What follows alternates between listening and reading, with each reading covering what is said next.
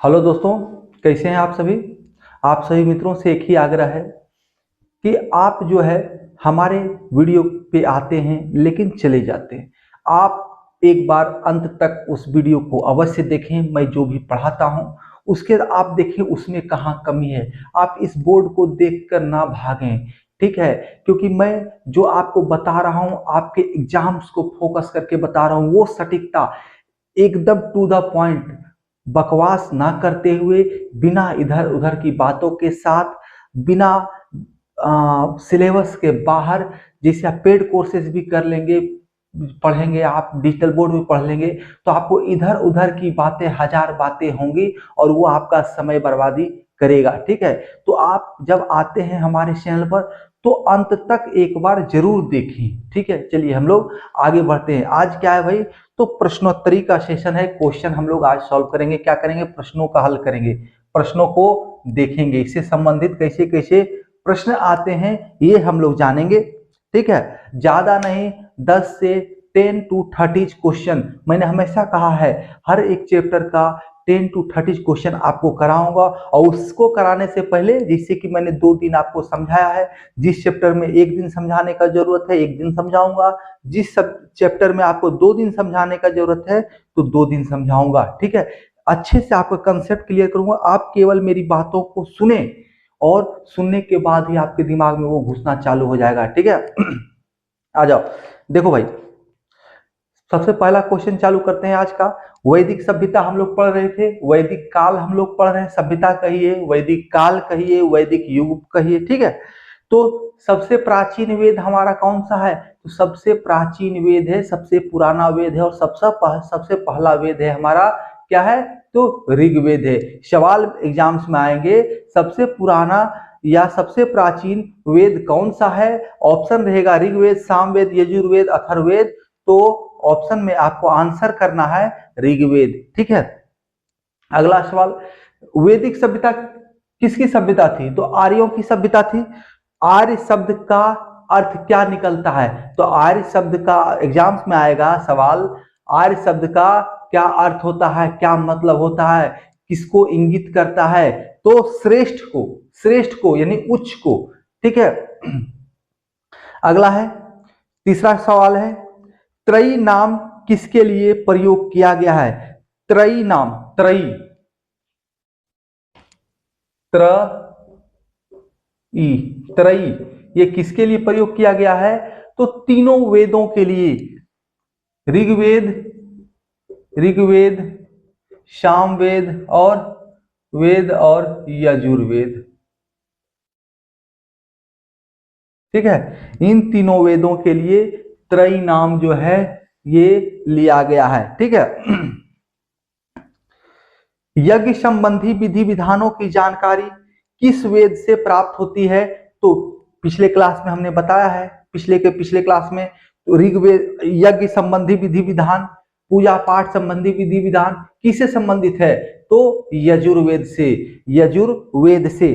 पांचवा सवाल है, जादू टोना एवं वशीकरण का वर्णन किस वेद में है? जादू टोना एवं वशीकरण का संबंध या वर्णन किस वेद में है?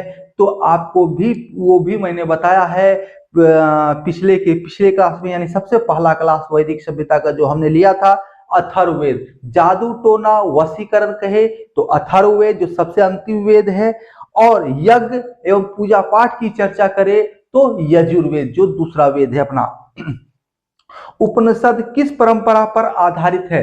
उपनिषद किस परंपरा पर आधारित है? तो भारतीय दर्शन परंपरा पर, भारतीय दर्शन परंपरा पर। न्याय दर्शन, योग दर्शन, बहुत सारे दर्शन हैं, वो मैं आपको एक दिन क्लास लूंगा या शॉर्ट्स में आपको वो दर्शन करा दूंगा, ठीक है। योग दर्शन किसका है? पतंजलि का है। गौतम मुनि न्याय दर्शन है, गौतम मुनि, गौतम मुनि न्याय दर्शन, कपिल मुनि सांख्य दर्शन। तो ये मैं आपको कराऊंगा, ठीक है ना। आइए, तो उपनिषद किस परंपरा पर आधारित है? तो भारतीय दर्शन परंपरा पर। सातवां सवाल है, नचिकेता एवं यम संवाद, नचिकेता एवं यम संवाद किस उपनिषद से प्राप्त होता है?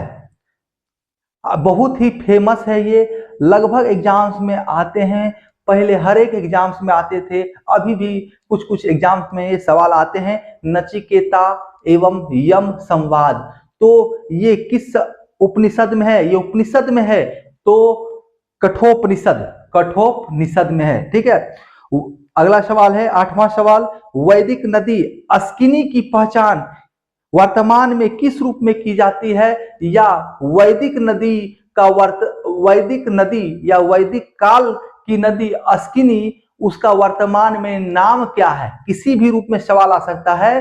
तो अस्किनी नदी का नाम अभी क्या है? चिनाब, चिनाब नदी। ठीक है। 9वां सवाल, वैदिक गणित का सर्वाधिक महत्वपूर्ण ग्रंथ कौन सा है? वैदिक गणित का सर्वाधिक महत्वपूर्ण ग्रंथ कौन सा है? तो सल्वसूत्र। वैदिक गणित जो है, देखो गणित हर काल में था, तो इसका सर्वाधिक महत्वपूर्ण ग्रंथ कौन सा है भाई? तो सल्वसूत्र, सल्वसूत्र। सल्वसूत्र मुख्यतः क्या था जानते हैं? तो ज्यामितीय से संबंधित था, ज्यामितीय, ज्यामिति। ठीक है, ज्यामिति से संबंधित ये ग्रंथ था, ये किताब था, नाम क्या है? तो सल्वसूत्र। ठीक है। अगला भाई देखो, एक सवाल में 2 सवाल हो गया। वैदिक गणित का सबसे महत्वपूर्ण सवाल, महत्वपूर्ण ग्रंथ कौन सा है? सल्वसूत्र। सल्वसूत्र किससे संबंधित है भाई? तो ज्यामिति से संबंधित है। अगला सवाल 10वां जो है, वर्ण व्यवस्था का सर्वप्रथम विवरण कहाँ मिलता है? तो वर्ण व्यवस्था का सर्वप्रथम विवरण कहाँ मिलता है भाई? तो ऋग्वेद के 10वें मंडल में। कर्म के आधार पर जातियों का बंटवारा, वर्णों का बंटवारा, यानी जो जिस कर्म को करेगा वो उस जाति को जाएगा। ठीक है, क्षत्रिय लड़ाई करेगा, युद्ध करने का रहेगा, रक्षा करने का उसका प्रवृत्ति रहेगा तो क्षत्रिय, पूजा पाठी रहेगा, वेद पाठी रहेगा तो ब्राह्मण, व्यापार करेगा वैश्य, और शूद्रों का काम करेगा तो शूद्र। ठीक है। 11वां क्वेश्चन है, वैदिक देवताओं का पुरोहित किसे माना जाता है? 11वां क्वेश्चन इसलिए बहुत महत्वपूर्ण क्वेश्चन है, बहुत ही क्या कहते हैं, आसान क्वेश्चन है, बच्चे फंस जाते हैं। वैदिक देवताओं का पुरोहित किसे माना जाता है? तो पुरोहित मतलब हमारे यहाँ अभी पूजा पाठ जो करवाते होंगे लोग, जिनके घर में पूजा पाठ होता होगा, वे पूजा पाठ करने के लिए किनको बुलाते हैं? ब्राह्मण को, तो उन्हीं को पुरोहित कहा जाता है। तो वैदिक काल के पुरोहित थे तो कौन थे? देव गुरु बृहस्पति। बृहस्पति को उस समय पुरोहित का माना जाता था। वैदिक युग का किसे पुरोहित माना जाता था? तो बृहस्पति को, बृहस्पति को। अब अगला सवाल है 12वां सवाल, ईरान से भारत में आर्यों के आने की सूचना किस अभिलेख से प्राप्त होती है? ईरान से भारत आए, आर्य जो है ईरान से भारत आए, इसकी सूचना किस अभिलेख से प्राप्त होता है? तो बोगाज कोई अभिलेख, बोगाज कोई अभिलेख। ठीक है, इससे ये पता चलता है कि भारतीय जो है ईरान से आए। ठीक ना। आइए, अभी ईरान और अमेरिका युद्ध है, इसका मतलब ये नहीं कि भारतीय चल जाए ईरान में लड़ने के लिए, है कि नहीं। चलिए 13वां क्वेश्चन है, उत्तर वैदिक काल में किस प्रांत को आर्य संस्कृति का केंद्र समझा जाता था? उत्तर वैदिक काल में किस प्रांत को आर्य संस्कृति का केंद्र माना जाता था? तो अंग और मगध को, अंग एवं मगध क्षेत्र को। ठीक है, कोई दिक्कत? केंद्र कौन था भाई? तो अंग और मगध। 14वां क्वेश्चन, 14th क्वेश्चन क्या है? आर्यों के जीविकापार्जन का मुख्य साधन क्या था?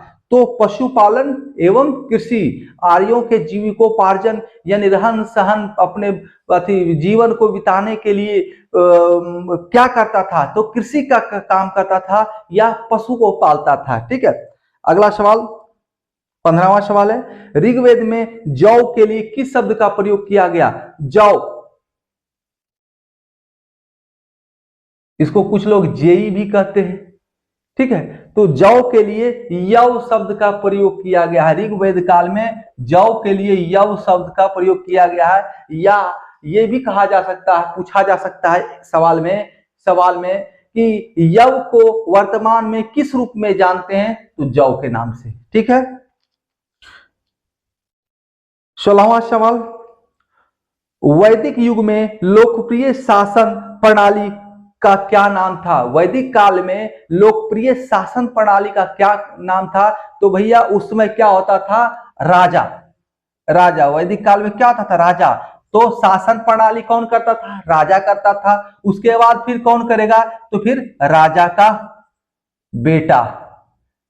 कहता है ना, आनंद मूवी में कहते हैं ऋतिक रोशन जी कि राजा का बेटा अब राजा नहीं बनेगा, जो हकदार होगा वही बनेगा। ठीक है, तो राजा का बेटा। उस समय क्या था? तो वैदिक काल में शासन प्रणाली क्या था? राजा का बेटा। राजा, फिर राजा का बेटा, फिर उस राजा का बेटा, यही जो है शासन करेगा, यानी राजतंत्र था। कहने का तात्पर्य था राजतंत्र। ठीक है, अगला सवाल है, यानी वंशानुगत शासन प्रणाली, वंशानुगत, वंश के आधार पर शासन। सत्यमेव जयते किस ग्रंथ से लिया गया है? सत्यमेव जयते अशोक एम्बलम के नीचे लिखा हुआ रहता है, जो हमारे यहाँ बातें नोट है, जो हमारा देश का चिन्ह है, प्रतीक है, राष्ट्रीय चिन्ह है अशोक एम्बलम।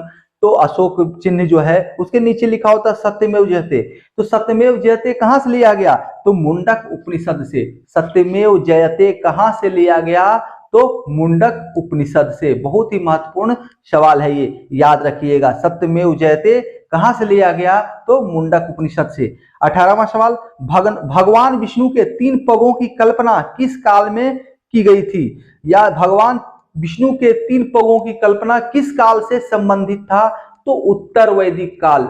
उत्तर वैदिक काल से संबंधित था भगवान विष्णु के 3 पगों की कल्पना, जिसमें उन्होंने राजा बलि के यहाँ ब्राह्मण के रूप में गए थे और 3 पग में पूरा साम्राज्य यानी कि पूरा सृष्टि को नाप लिए थे। ठीक है, और तीसरा पग आते आते उसको राजा बलि के सर पर रखे पैर और पताल में धंसा दिए। आइए अगला क्या है, 19वां क्वेश्चन, उत्तर वैदिक काल में राजा राज्याभिषेक के समय कौन सा यज्ञ करता था? या उत्तर वैदिक काल में राजा के राज्याभिषेक के समय कौन सा यज्ञ होता था? तो राजसू यज्ञ।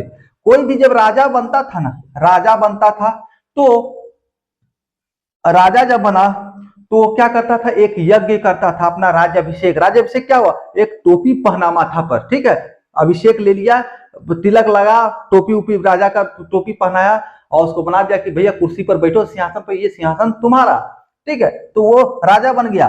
तो राजसूय यज्ञ ये होता था। और इसमें क्या है? घोड़ा छोड़ दिया जाता था, और जो घोड़ा पकड़ेगा वो हमारा दुश्मन, और जहां घोड़ा पार हो गया वो हमारा मित्र। ठीक है, अगला क्या है, 20वां सवाल कह रहा है, उत्तर वैदिक काल में हल की रेखा को क्या कहा जाता था? हल, हल जिसे खेत जोतते थे कृषि के लिए, उसकी रेखा को क्या कहा जाता था? तो सीता कहा जाता था। हल की रेखा को सीता। तो क्यों कहा जाता था भाई? लक्ष्मण रेखा से इसका संबंध है। लक्ष्मण रेखा से इसका संबंध है। उन्होंने एक रेखा खींची थी और वही रेखा सीता माता के लिए खींची थी, इसलिए हल की रेखा उत्तर वैदिक काल में सीता कहलाई। उत्तर वैदिक काल में हल की रेखा सीता। ठीक है, तो सवाल आता है, हल की रेखा उत्तर वैदिक काल में क्या कहा जाता है? तो सीता। गोत्र मंडल, गोत्र मंडल वैदिक ऋग वैदिक काल में गोत्र मंडल कौन से हैं? कौन कौन से हैं? ठीक है, गोत्र मंडल कौन है? गोत्र मंडल क्या है? तो ऋग वैदिक काल में गोत्र मंडल है दूसरा मंडल से 7वां मंडल तक। मंडल यानी कि टोटल 10 मंडल है ना जी, 10 मंडल, 1028 सूक्त और 10,462 ऋचाएं। तो 10 मंडल में 1 से 10 मंडल में दूसरा मंडल से लेके 7वां मंडल तक, यानी 2, 3, 4, 5, 6 और 7, यानी टोटल 6 मंडल, 2 से 7 तक टोटल 6 मंडल जो है ये गोत्र मंडल कहलाते हैं। ठीक है, कोई दिक्कत नहीं होना चाहिए। ऋग्वेद के बाद कौन सा ग्रंथ का स्थान आता है? तो ऋग्वेद के बाद शतपथ ब्राह्मण का। पूछा जाए ऋग्वेद के बाद कौन सा ग्रंथ का स्थान आता है? तो शतपथ ब्राह्मण का। शतपथ ब्राह्मण का, इसके बारे में पढ़ना हो बहुत डिटेल पढ़ना पड़ेगा, जो कि हाई लेवल के एग्जाम्स के लिए आता है, बीपीएससी के लिए। ठीक है, आपको इतना ही केवल काम चलाना है कि ऋग्वेद के बाद कौन सा ग्रंथ का स्थान आता है? तो शतपथ ब्राह्मण। 24वां सवाल कह रहा है, 22वां व 23वां, आर्यों द्वारा खोजी गई धातु कौन सी थी? आर्य जो है वैदिक काल में कौन सी धातु का खोज किए? तो लोहा का, लोहा, आयरन ओर, लोहा का खोज किए। और उस समय इसको लोहा को अयस भी कहा जाता था, अयस, लोहा को उस समय वैदिक काल में अयस कहा जाता था। ठीक है। 24वां क्वेश्चन, श्राद्ध की प्रथा सर्वप्रथम किसने शुरू की थी? श्राद्ध, अभी लोग किसी के घर में कोई गुजर गए तो क्या होता है? श्राद्ध कर्म होता है। ठीक है, ब्राह्मण को बुलाया जाता है, मिश्रा जी कंटाह को बुलाया जाता है, सबों को खिलाया जाता है, कुछ लोगों को खिलाया जाता है, पचपौनिया को खिलाया जाता है, तो और भी अनेक कर्म होते हैं, तो उसको कहते हैं श्राद्ध कर्म। और श्राद्ध कर्म किसने शुरू किया? तो निमि ने श्राद्ध कर्म की शुरुआत, श्राद्ध कर्म जो है निमि ने शुरू किया। निमि कौन था? दत्तात्रेय का पुत्र, दत्तात्रेय का पुत्र निमि कौन था भाई? तो दत्तात्रेय का पुत्र था। उन्होंने ही उत्तर वैदिक काल में श्राद्ध का परंपरा चालू किया। ठीक है। अगला सवाल क्या कह रहा है? ऋग्वेद की मूल लिपि क्या है? सबसे महत्वपूर्ण था, शुरुआती सवाल था, लास्ट में है। ऋग्वेद की लिपि क्या है? तो ब्राह्मी लिपि। कौन सी लिपि है? तो ब्राह्मी लिपि। ऋग्वेद की वैदिक काल की भाषा संस्कृत और लिपि ब्राह्मी। अष्टोमा सदगमय कहां से लिया गया है, या किस उपनिषद से लिया गया है, या किस ग्रंथ से लिया गया है? अष्टोमा सदगमय, तमसोमा ज्योतिर्गमय, है ना।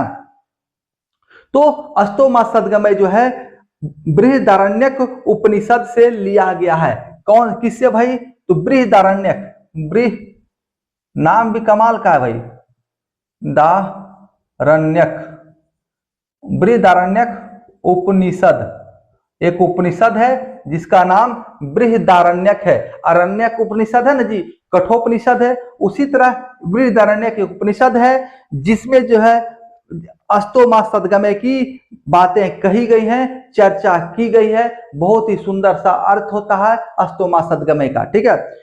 अब अगला सवाल क्या है? याज्ञवल्क्य गार्गी संवाद का वर्णन, याज्ञवल्क्य और गार्गी। ठीक है, गार्गी बहुत विद्वान महिला थी।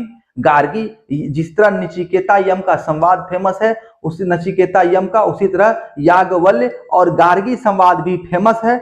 यह जो है इसका वर्णन, यानी कि गार्गी और याज्ञवल्क्य, गार्गी और याज्ञवल्क्य संवाद। तो कहां से भाई? गार्गी और याज्ञवल्क्य का संवाद कहां पर है, किस उपनिषद से है, किस ग्रंथ में है? तो बृहदारण्यक उपनिषद में, यानी कि अष्टोमा सदगमय बृहदारण्यक उपनिषद से लिया गया, एवं गायत्री एवं गार्गी और याज्ञवल्क्य का संवाद भी इसी में है, बृहदारण्यक उपनिषद में। समझ, ठीक है, कोई दिक्कत नहीं होना चाहिए। गोत्र नामक संस्था का जन्म किस काल में हुआ? गोत्र नामक संस्था का जन्म किस काल में? गोत्र नामक संस्था का जन्म उत्तर वैदिक काल में हुआ। कब हुआ?